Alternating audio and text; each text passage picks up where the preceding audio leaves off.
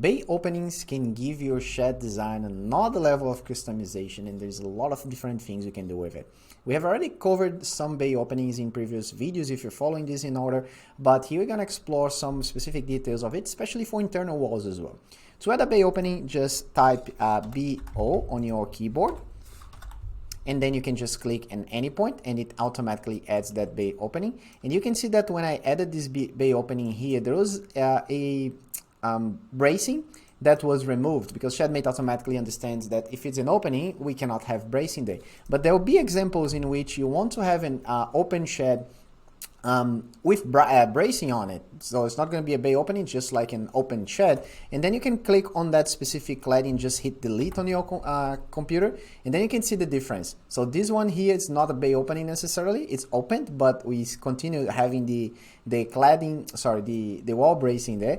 But this one here was just like a deleted wall. So using bay openings is actually a better way than just deleting, because you have additional settings you can use. So as you can see, we have these three red squares around my bay opening. It's just saying there is a bay opening here, and when you click on it, you can actually use configurations that's gonna match that specific one. By default, it's gonna use the bay width, but you can actually click on it and select any width you want. So as I'm making the modification here to make this bay opening shorter, you can see that inside, if I zoom in, I have an additional sidewall girth going there. And the same happens if I actually change the height of it. If the height is a little bit smaller, like 3 meters, then if I go inside, I can see that I have an additional frame.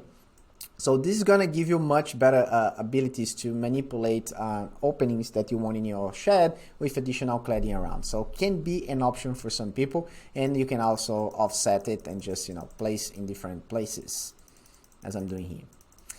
Good. So now let's just take a look inside. So inside my shed, in this case here, I'm using 3 mullions. So I have 3 specific potential bay openings, and what I'm gonna do is I'm just gonna go and add things to my shed, to my walls. Bay opening, just another way of adding the bay opening, and I can click on this one, and I'm just gonna make a few changes here. Instead of using the bay width, I just wanna make it a little bit shorter and just change the height here to maybe 2.1, just like a door.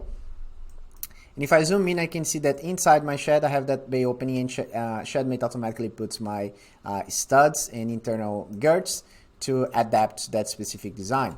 So if this is actually an enclosed one, just deleting this, then I can have an opening and another opening there for this area. So once again, that just gives you another level of customization depending on your design intent and needs of your customer. So this is it about bay openings. A very flexible tool to use. You can use on any bay, and the number of bay openings will depend on the number of bays and mullions you have in your system.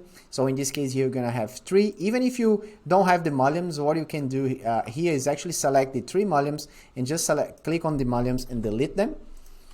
So when you do that, the mullion is deleted, as you can see there, the red information, but you can still break this bay opening here in 3. So if I go there to my bay opening, it's create one there, I could actually make modifications to make this bay opening customizable.